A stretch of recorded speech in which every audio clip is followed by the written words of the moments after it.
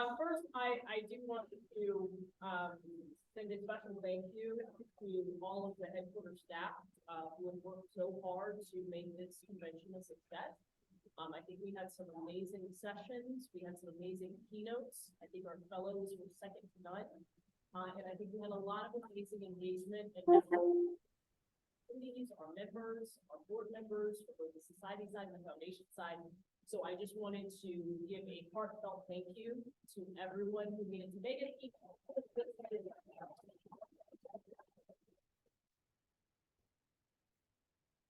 And I would say, I'm very excited to start my term as president. I know we have a lot of work to do. We're gonna roll our sleeves up and get to work starting today. And so, I have a lot of great information that I plan to share with all of you about some of the plans that are in the works, and we will go from there. I do want to start by welcoming and introducing our new and returning board members. So we have our newly elected Vice President, Emily Block.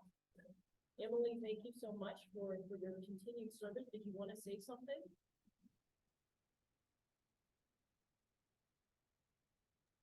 Sorry, I was finding the unmute. Yeah, I'm just so happy to be continuing my time here. I'm really excited to see Ashanti take presidency. I know she's just going to continue to knock it out of the park with her grace and leadership.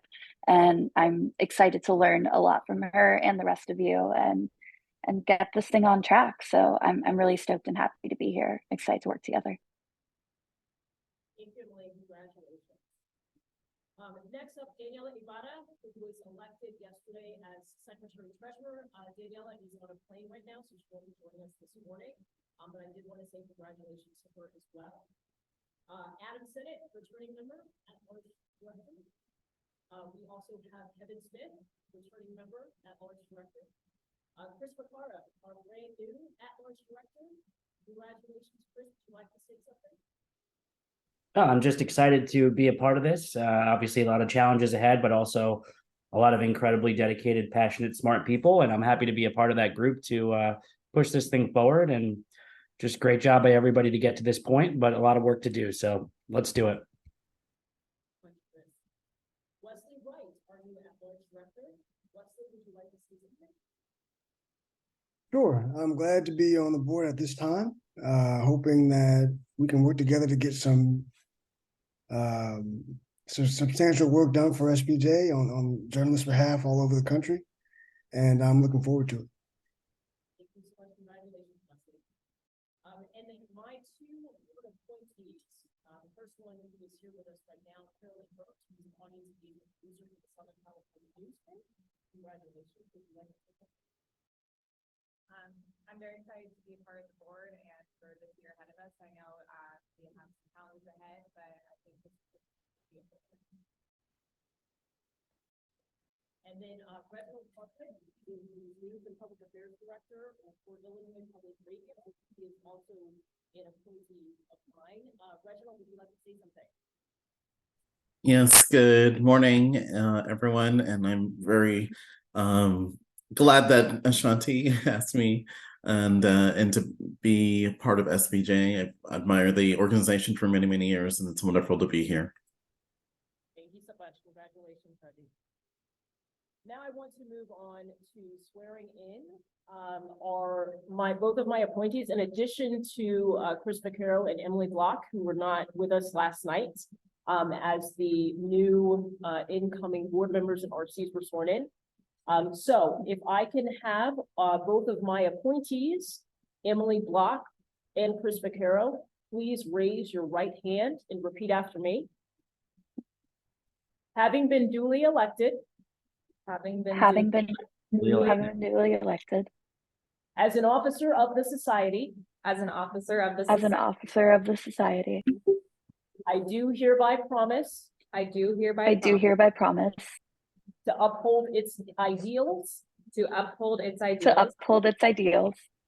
I pledge myself I pledge myself to do all in my power to do all in my power to perform faithfully to perform the duties assigned to me the duties assigned to me and to serve fellow journalists and to and to serve fellow journalists, whether of the society or not, whether of the whether of the society or not, and so endeavor and so and endeavor so endeavored to enrich the profession to enrich to the enrich the profession with the ideals of the Society of Professional Journalists. with the with the ideals ideals of the Society of Professional Journalists. This I promise and pledge myself to perform. this I promise. This I promise and pledge myself to perform. Thank you so much. Congratulations. Thank you. So now we're going to move to the next agenda item. Yes. You are correct. You are correct. That unfortunately is not actually on the agenda. So that is likely why I missed that. So yes, we will, actually, that's not true. The ratification, 1 second. Apologies, I just got this agenda late last night at like midnight. So just give me 1 second. Okay, can I entertain a motion to approve my 2 appointees for this year? So moved. Can I get a second? Second. Okay, let me state the motion. The motion is to appoint Carolyn Burt and Reginald Hardwick as at-large directors for this year's SPJ Board of Directors. So we have a second. Can I get a vote? Why don't we do a voice vote? All those in favor? Aye. Any opposed?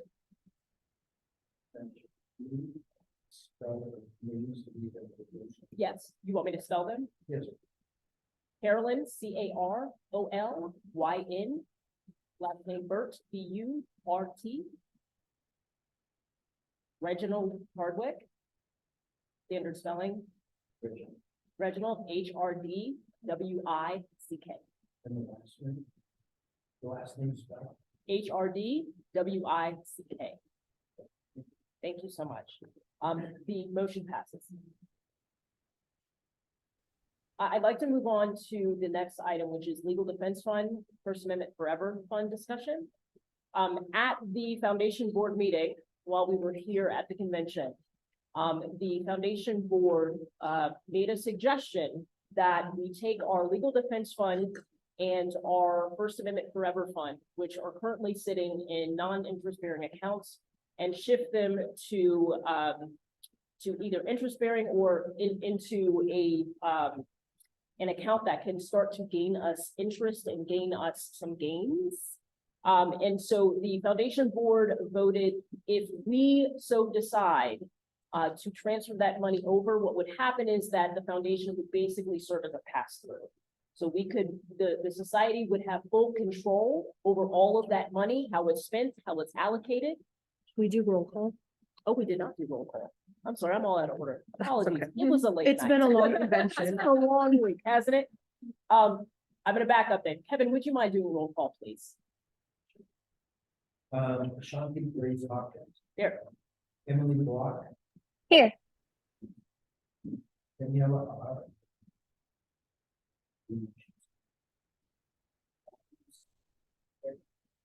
Smith here. Wesley Wright. Here. And Christopher Cobb. Here.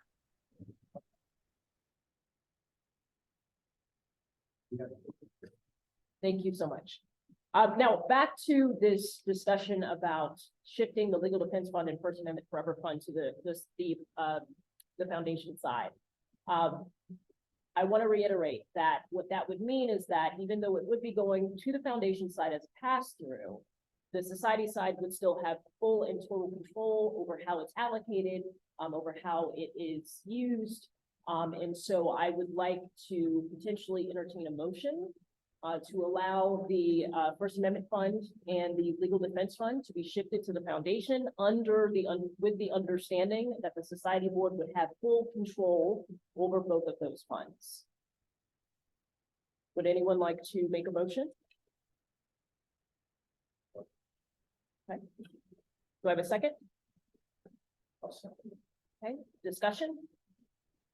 So, yeah, I do have questions, and maybe the foundation. Into this. I'm so sorry to jump in, but is it possible when someone in the room is speaking, they could be a little closer to HQ's camera? It's just a little like garbled and hard to hear online. Okay, I'll speak loud. Can you hear me? That's better. Thank you so much. Let me get a shot. I have Is it just me? So my question is, can we have a timeline for when this money will transfer over and it will become effective with the foundation? Peggy, are you able to answer that? All we have to do is let the HQ will need to transfer the funds from where they are right now, looking with our do to put that. And I do want to say, we have other pass-through accounts, so they are all under the control of like their chapters that have them. This is no different. This is not ever going to be anything the foundation discusses because it's not foundation money. It's still SPJ money. It's tax deductibility and that's the only thing. So as a matter of disclosure, the Kiplinger program that I'm the executive director of has a grant request in front of the First Amendment freedom, that for $5,000 for the purposes of creating a lobbying group to go to Washington D.C. to lobby for a House resolution that would help small community newspapers survive by giving them tax relief, payroll tax relief, and so on. It's my understanding, and this will go out, but it's my understanding that if that money is moved over to the foundation, that no longer will lobbying be allowed to take place. That is legitimate. That is a legitimate concern. 501c6s are allowed to lobby, 501c3s are not. I would want our money to look at that. I can't say I'm not a tax expert like Mindy, but that I hear you. I hear you. It's the sole, Kevin's sole purpose would be to hire lobbyists. Are you asking? Yeah, I'm asking this. So this is there's, part- you can, even in 501c3 can engage in someone, there's like a cap on how much. So, 5,000. well, no, it's a percentage. So allow me to indulge me if you don't mind, to explain. So there was a Senate resolution that was passed, a bipartisan Senate resolution 5746 that is called the it's called the Community Newspaper and Small Business Act. And there is a coalition of more than 30 journalism organizations, state press associations and national newspaper association, who are trying to lobby members of Congress to get this passed.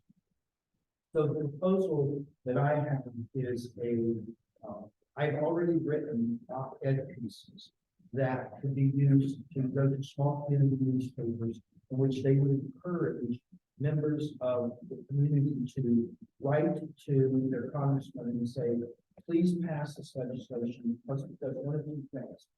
Any businesses who advertise in small newspapers get tax breaks, so they can write a $5,000 worth of advertising every year that they put into small newspapers. On the other end, newspapers get a $25,000 payroll tax relief, so they can retain journalists and keep them on the staff. So this is a broader coalition. The plan is to write op-eds, to have hopefully this organization can get involved to some degree and help reach out to the congressional leaders. It should be no surprise that those congressional leaders are primarily Republicans who would be have been targeted. And the final step, third step was to have a lobbying effort on Capitol Hill for a couple of days. And get in front of key congressmen who could sway the vote to get this passed. And I've been talking to Dave Fuller, he initially approved it, he said he had the board to do it. I'm not trying, this is, and it's a little soft-sounding, let's be honest. I mean, I have to say, and I would hate to see it go away.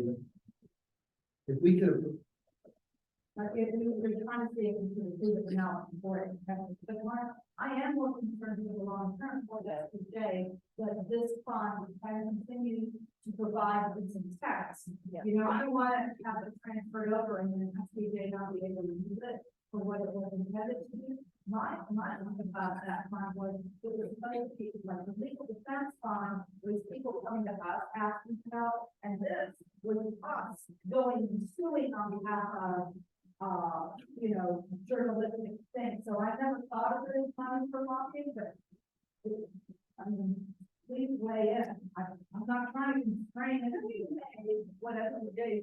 well, and you didn't know that. I mean, I have been talking, I came to this convention to talk about that and bring them up, but I kind of got like, well, no lobbying, but that funding was over, so. Well, so the rule is that it's not that there can be no law.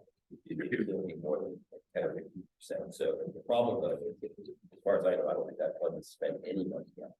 So at the end of the year, if the total amount of that money that is spent, the total amount that's spent for that fund is $5,000, and all of it went to lobbying. So that's 100% expenditures with that fund for lobbying. So So it's not 15% of the budget, it's 15% of their expenditures. yeah, well, no, it actually would be 15%. It probably would be the whole combination. You're saying that SPJ would have done a lot of a larger amount for something that was supportive of Yeah. I know you're not gonna have problems. Yeah. Right. This is an opportunity to do something really cool. Yeah. That's more than whatever. Yeah, it just can't be sort of the main driver. So you probably was only about that, but it's probably okay. The other thing too is is this legislation geared towards for-profit companies or for non-profit companies? In other words, non-profit organizations getting this taxpayer from the ball. Any journalist organization, for-profit or non-profit. If it's non-profit, well then I think the argument could be made that this is just further support of non-profits. Well, I think maybe it's getting up to parts for the full force because my last email with Dave was, you know, he said he had to be voted on. And so I respect that obviously respect that process. My hope would be that if we had a contingent to go to lobby, that there would be members of SPJ in particular, because we used to have a lobbying effort. And I think that this might be an opportunity to kind of jumpstart that by having at least somebody there who can learn and experience that, and then maybe start that tradition again, and get somebody to experience so they can pass that on. Before we continue the conversation, the people online can't hear us, so can we all move to one side of the table to make it easier? So there is another fund that you're not proposing to port over. That is an SPJ fund, I forgot the name of it, but it's the mission fund. The mission fund. Yeah. Couldn't you use the mission fund to lobby, since it's staying there? Right. And then it wouldn't be, you know, it just is. Yeah, are there any stipulations to how we, hold on, 1 second. Are there any stipulations more to how we use the mission fund? Are those restricted funds? Are they unrestricted? I don't know the answer to that. Okay. I wasn't. Jack's our old president. Yeah. Of the president, but the name got changed a couple of years ago. That money is unrestricted. It's unrestricted. Yes. Okay, gotcha. Okay, so that might be a good workaround. if we shift both of these to the foundation, if we're gonna do something like what you're talking about, Kevin, if that's something we go to support, then maybe it does come out of it. And I think we should. Yeah, I agree.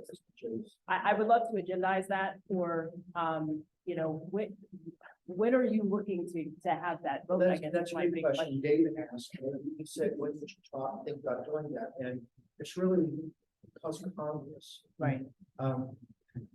As a side note, which is kind of funny, the National Newspaper Association went to DC this past week to lobby Congress, particularly the House, which talked about horrible time. Yeah, And they basically, nothing came of it. yeah, nobody's gonna talk. So we have to kind of be strategic about when we would do it, what's in the calendar. Yeah.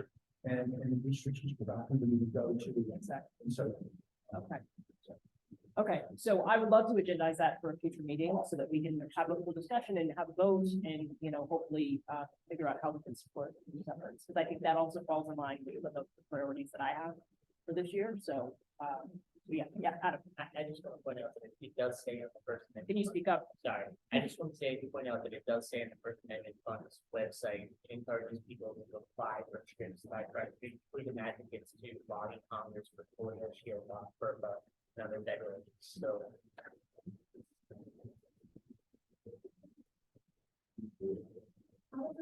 One solution might be to put like $5,000 in a fund that stays with SPJ, and then the rest of it in that foundation fund, so that it's growing, but then you can use this other. Can I ask you this, Mark? Once those funds are transferred over to the foundation, if we are transferring them back, for instance, to the mission fund, let's just say, for example, because we've shifted that money from a 501c3 to then the mission fund, which is housed in a 501c6, is that legal or is that? Well, it'd be legal, but it would be But like to use it for instance, something that Kevin's talking about. technically, once they're in the foundation account, their foundation fund, Right. and the foundation should be support educational and those type of things, typical. So yeah, we're placing some restriction. Okay, gotcha. One last thing I would say, is that, just so everyone knows, my organization, different from is putting in money to cover my expenses, so this is not.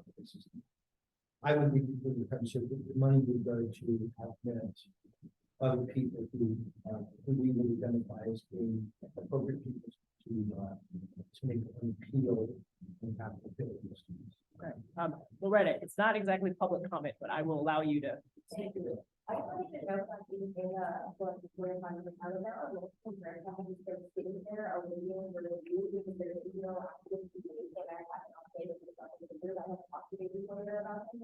And if anything wants the program, so everyone is told about it, if it does not, or if it does not, then we have not, I believe that we would grant funding, I want to do that. Okay, thank you. Thank you so much for that. Okay, are we ready to, is there any other discussion from board members that potentially are on Zoom? Yes. The motion on the table is for the whole fund. Yes. I feel like there are questions about Yes. one of the funds. I don't know if we want to amend it to that only the fund that there's no question whatsoever. So, I mean, I want this to work for you guys, so Yes. if you need to. Is there a reason that it should be done quickly? If there's a foundation, I believe there's a reason that this transfer should be done quickly or put it big to the next board. No, this is totally an offer made to SPJ to get tax deductibility. We have no skin in this Yeah. game whatsoever. Yeah. I just wanted to make sure that there was not further discussion. At this point, any board members on Zoom have anything to weigh in on? Forgive me if somebody mentioned this and I didn't hear it or I didn't understand it. So moving it to the foundation, the fund would still be liquid, right? I know when the foundation board met the other day, Frank had a concern, like he had to make sure, or he said that we should make sure it's still liquid so we can use it quickly if need be. I believe what he was saying was when we transfer it, we need to ensure that the way it's transferred, the designation is that it is liquid. Right. Yes. Okay, give it, yes, go ahead, I Adam. appreciate what the foundation's trying to do here. I appreciate what the foundation's trying to do here. I think it's really good. To figure this out. I think it'll be really awesome. Yeah. Is it possible that we may want to amend the motion, where we only shift over the legal defense fund for now, and then we can get some additional research, and some more information and have further discussions about what we can do with the First Amendment, or the First Amendment Forever Fund? Would someone be open to making that friendly amendment? Yeah. So what I'm suggesting is, we amend the motion so that what we are gonna do now is only transfer over the legal defense fund, and then have further discussion and research on what we should do with the First Amendment Forever Fund, given that there are these issues of whether or not we can still use it for lobbying and transfer them. Yeah. I think that- Is that a friendly amendment? Yeah, I'm suggesting a friendly amendment, So we're going to amend this, we will only transfer over, the legal defense fund. yes, yes, until, and then have further discussion.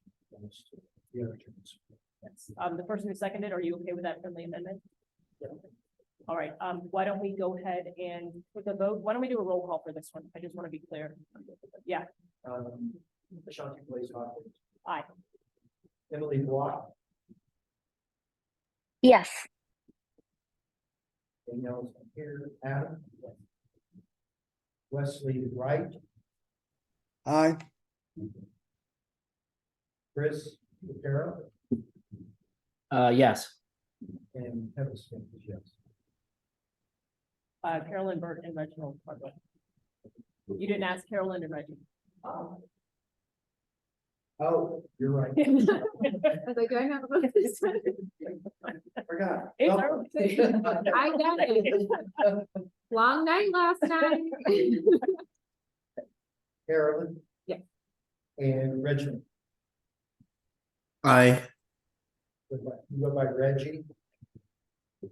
Feels my brother. Okay. Okay, motion passes. So it is 8. With 1 absent. Okay, perfect.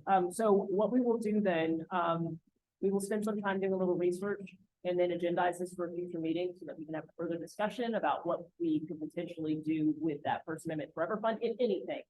It could be that it just needs to stay put. But you know, let's get a little bit more research done for that. I do want to say thank you so much to the foundation for even making that suggestion. Because I think, you know, that's going to go a long way to helping us gain additional revenues, in maybe a non-traditional way. So thank you so much. Okay, moving on the agenda, this next item, Association Management Company, Jennifer Royer is going to make sure that this particular board is up to date with an idea that she brought forward several weeks ago. Jennifer, can you hear us? Yes, I can. Thank you. Can you hear me? Yes. Okay. Yeah, I'll try to be really quick with this because most of you have already heard it. The information is in the board folder that I sent out to all of you. And basically what we're talking about is exploring the idea of SPJ moving its headquarters functions to an association management company. There are a lot of these association management companies throughout the country. There are several located right here in Indianapolis, and I know people who run those and work for those. So it would basically leave the jobs of, you know, membership or communications or accounting or HR functions to this association management company. SPJ would pay them to basically run the staff of headquarters, and it could be done all together. It could be a kind of a hybrid situation where you would keep maybe a couple of staff members on your payroll, but then the rest would be done by the AMC company. And the foundation could also move over with SPJ, or the two entities could decide, you know, they both don't want to. The foundation could stay on its own, SPJ could go. It could work a lot of different ways. And we've spoken with, a small group of us spoke with a woman who runs the AMC Institute, and that is basically an association management um, organization that supports all these AMCs across the country. And she is a very good resource. Her job isn't to sell us on one particular AMC, but just to give us information, help us make connections so we can explore the idea further. I think there's interest, especially with the SPJ leadership, to continue the discussions. There's an RFP process that is pretty extensive, but I could, simultaneously submit information through that process while we continue to speak with Tina, who runs the AMC Institute. So I know that's a lot of information in a short amount of time, but I'm open to answer any questions that you might have. Emily, your hands up. Yeah, thank you so much. I'm glad that we're at least exploring this option. I think it's our due diligence to at least look into it, even if it ends up not being the right fit. Something I flagged at our opening business meeting was that CMA currently works with one of these companies, and they were not having a great experience to the point that they are moving away from them and are working on an RFP right now for a different management company. I reached out to Chris Whitley, who's their current president, their outgoing president, and he expressed willingness to chat and share takeaways about their AMC experience anytime we would like. So my suggestion would be that when the dust settles from our convention stuff, that we kind of sit down and take a call with them and see where they are in the process and what they didn't like about Keller, which was the one that they're stepping away from, and what they've learn from that and put into their new RFP and what we could take away from that. And I'm happy to kind of help liaise those calls. That's a good idea. Thanks, Emily. Any other questions for Jennifer on this topic? So just so that everyone in the room has context, the previous board did vote to continue this discussion further and at least, go after an RFP so that we can understand what pricing might be, so we can compare it to what we're currently spending. So Jennifer, I think that you do have the authority to be able to go forward and do that. And then hopefully report back once you have concrete RFP. I know it's a process that's going to take a little long. It's a little long of a process to get all that stuff done.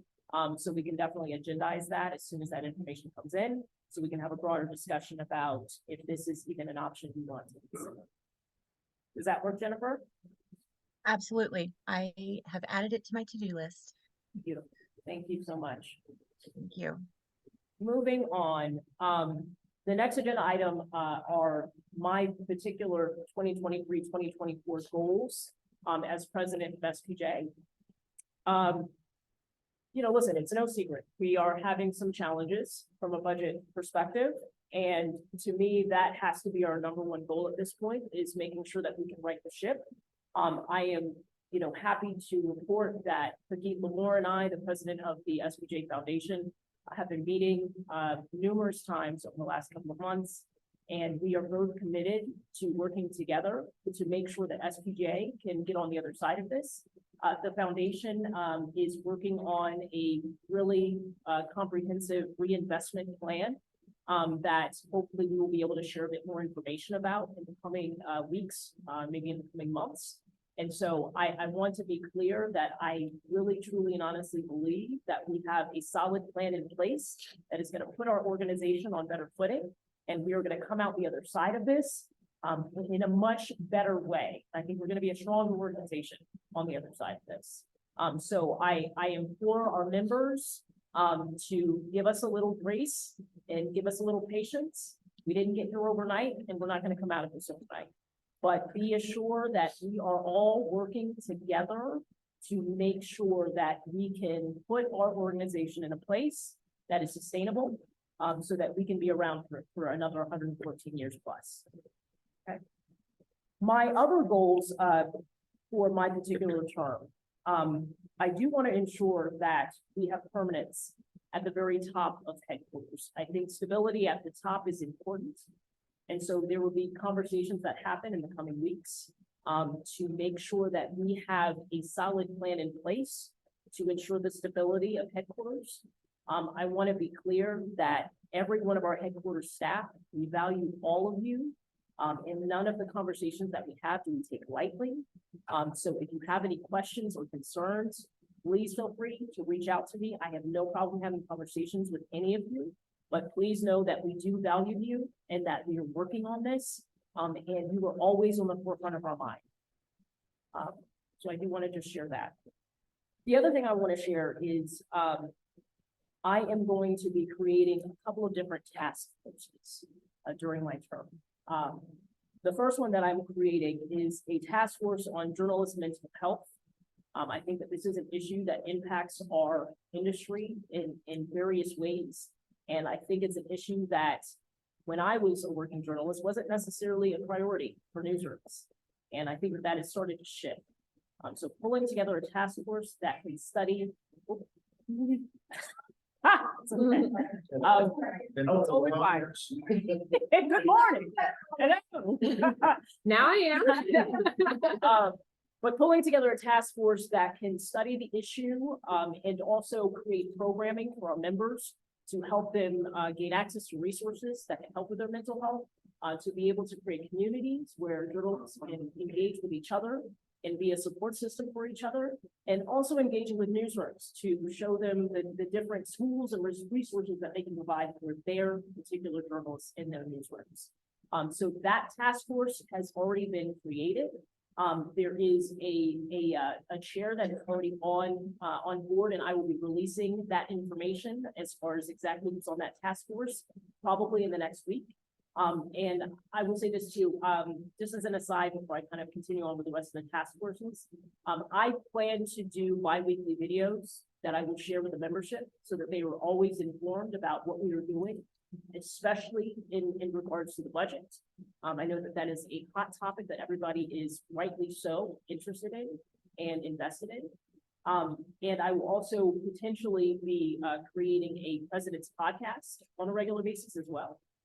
So more on those as they come, but I want to be clear that this board will be communicative with the membership on a regular basis. We will be communicative with the RCs on a regular basis. We will be communicative with the chapters and communities on a regular basis.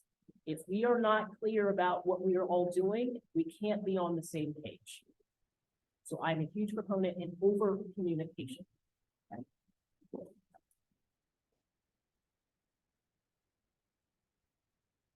The second task force that I will be creating is a task force to study generative AI and how it will impact our industry and our newsrooms and many of the journalists that are a part of our organization.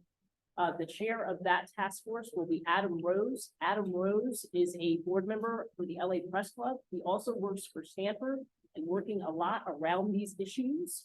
And so we are in the process of pulling together a group of not just journalists who are very knowledgeable about generative AI, but also people who are within the computer science space, folks who are in the space of making sure that the information and content is real.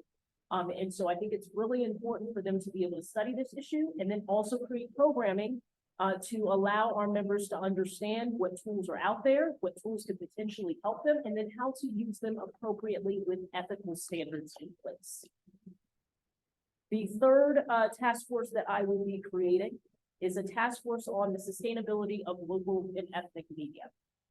So this task force will really look at the different solutions that are potentially out there, engaging with other organizations that are working on these similar things. The foundation actually announced at this particular convention that they are looking into doing something with community journalism. And I think that there could be opportunities for us to have some overlap and work together on some of those things. And so, you know, that particular group hopefully will be commissioning a study and then also being able to provide town halls where we can ideate with other like-minded organizations that are working on these things to be able to figure out some solutions that might be able to help sustain both local and ethnic media. And the final task force actually came out of resolution that was passed yesterday at the closing business meeting. So I will, per what the delegates have voted for, be commissioning a task force to study the potential expansion of the SPJ board. So I want to be clear that that is something that I will be doing because that is what the delegates have voted for. My next goal is to really get us back on the map when it comes to advocacy. I think we have to start building coalitions with other like-minded journalism organizations and creating delegations that go to Washington, D.C. to engage with lawmakers so that we can affect change from the policy standpoint to ensure the longevity of our industry, to make sure that our journalists are protected, to make sure that there is equal pay amongst all of our newsrooms. And so I think one of the only ways that you can really do that is to affect policy. We can't do that unless we are engaging with lawmakers on a regular basis at both the federal and the state level. We had a lot of successes in the state of California in building coalitions to get policy approved and passed. And I truly and honestly believe that when we work together as a big group of a coalition, we have a lot more bargaining power than if we go it alone. I do want to reiterate that we will be working very closely with the foundation board because that I think is key to us being able to be a strong organization. And so I just want to reiterate my commitment to that and my commitment to Leet and her board. And I think that it's really important for our members to understand what happened in the past is the past. I'm not interested in relitigating. I'm not even interested in discussing it. This is a new day. And we move forward with a clean slate, and we do so together. The other thing that I do want to say is, I think we also need to start focusing on fundraisers. I had a lot of great conversations with Lucas Metropolis, our new fundraising director, and talking with him about having maybe 2 to 3 big fundraisers next year to start really putting money back in our coffers. And to make sure that we are building an organization that is sustainable. That being said, I mentioned earlier that the foundation is working on a reinvestment plan. Depending on what those numbers end up being, depending on how it helps with our budget and the line items that I know we currently have, it is very possible that we will be able to put the 2024 convention back on the table. I am a math person. I am a numbers person. So I need to see the numbers first. But please know that it is on my mind. And if we're able to do it, I want to do it. But again, the math has to math. Okay. So I appreciate all of you listening to some of the goals that I have. I am sure that some of these goals will change as things fluctuate in our industry, as different events arise. As members have new ideas themselves. And let me say, I am very approachable. I do not fight often. And so I encourage, all of the members, I encourage the board members, I encourage the foundation members, reach out to me. My email address is on the website. I have no problem talking to anyone. I do not care if you don't agree with me. I do not care if you exactly agree with me. At the end of the day, you all pay your money to be a part of this organization, which means you should have the ability to have a say. So my commitment to everyone is that I will make myself available. If you email me, I will set up a Zoom with you. I will figure out a way to make sure that you are heard. Yes. I will not have office hours. And this is why, even as a professor, I don't have office hours. I tell my students, you need me, you let me know. Right? Versus like, these are the only times you can talk to me. No, together we will work on a time that is beneficially mutual and that works for whoever I'm trying to engage with, and we will figure it out. So no office hours, but you need me, let's figure out a time. Yeah, absolutely. Okay, that is the end of me sharing my goals for this year. I'm excited to get to work. I'm excited to work with every single one of you in the room and those that are not in the room. And I think that this year we're going to do some amazing things.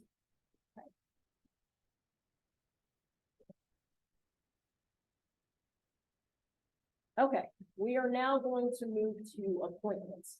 I will start with committees. So, right now, we do have chairs in place for every single committee. I am insanely efficient and very organized, and I'd like to hit the ground running as quickly as possible. So, I will be announcing all of the committee chairs at this time. Professional standards and ethics will be Fred Brown. He will be continuing on in that role. I think he's done an amazing job, and to me, there is no reason to replace him because I mean, if I could clone him, I would. For FOI, Jody Ray Spotted Bear is going to continue on in that role. And she has also done an amazing, yes. Yeah, can I just say something about Yes. And current budget for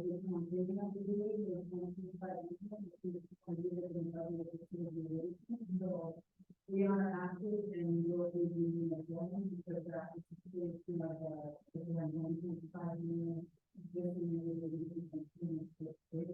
so I guess if there's nothing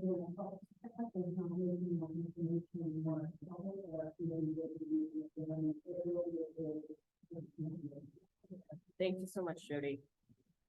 For our sports committee, Jeff Cole will be continuing on. I think he's done a fantastic job thus far. The programming that has come out of that committee has been amazing and consistent. For the Journalism Education Committee, Sharon Obsatz, who is a journalism professor out of Santa Monica College.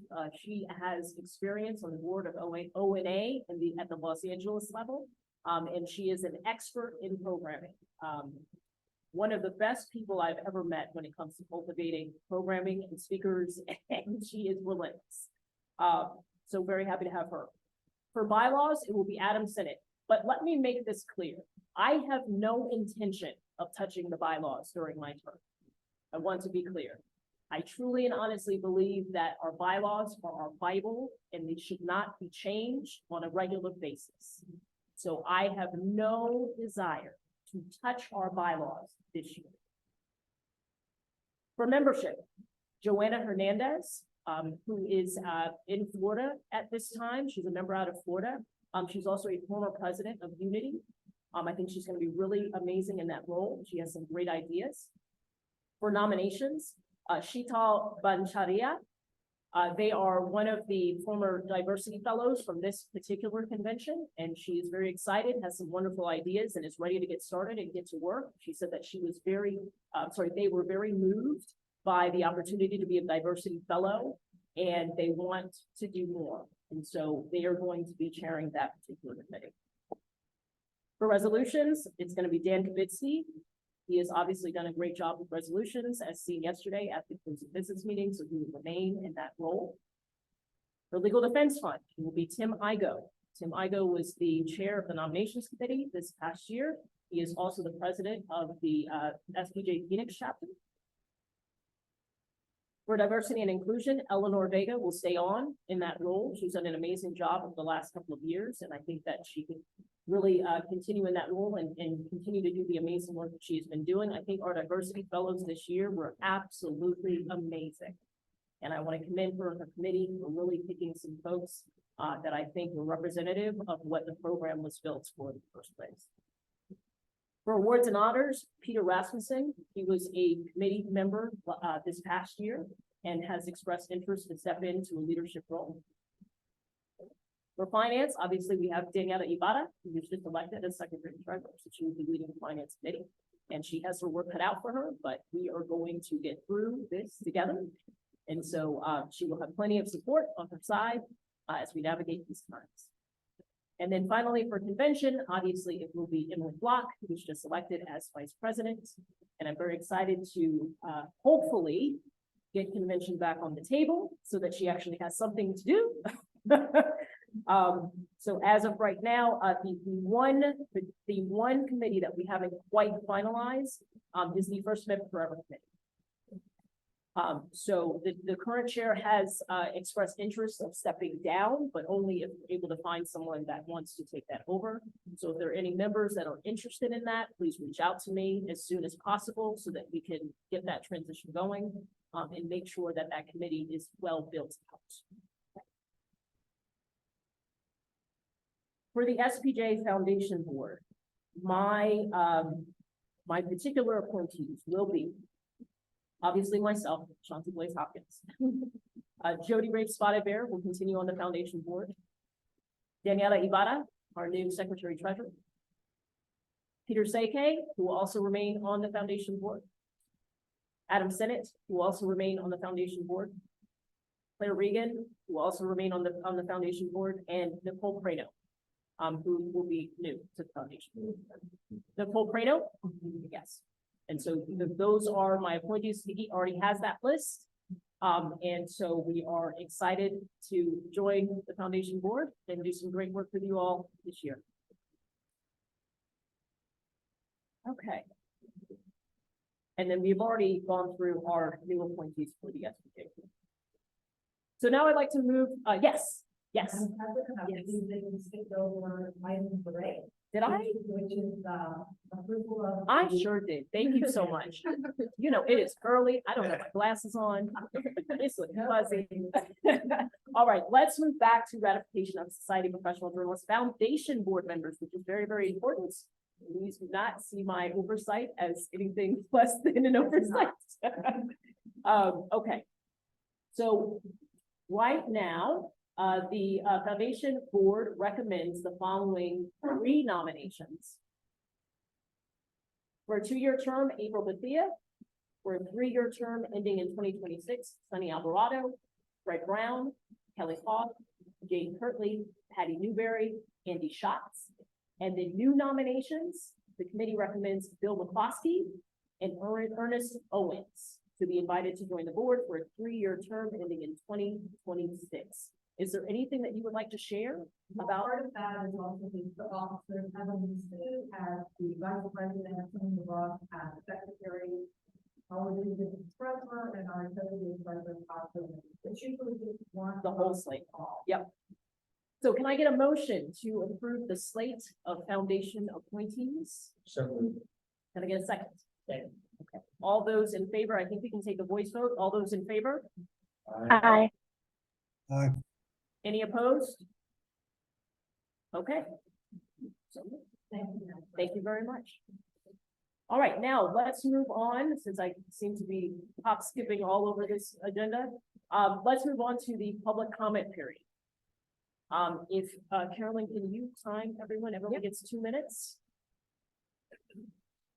Public comment period. Would anyone like to make a public comment? Yes, Jeff Ellis. Would you come close to the microphone? Thank you. I wanted to first say congratulations. I'm looking forward to this board this year. I think we have a lot of things to be optimistic about, and looking forward to working with y'all. I did want to bring 2 things to your attention that I will hope that the board would take up. First, I'm not the first person to jump on the database again, but I do know that there is an option out there that staff has expressed to me that they would like to have Billy O'Keefe build the system for us. That since we already have him on contract, would not cost us anything. So I think that is something the board should really consider. I think that there's quite a bit of membership that is behind that proposal.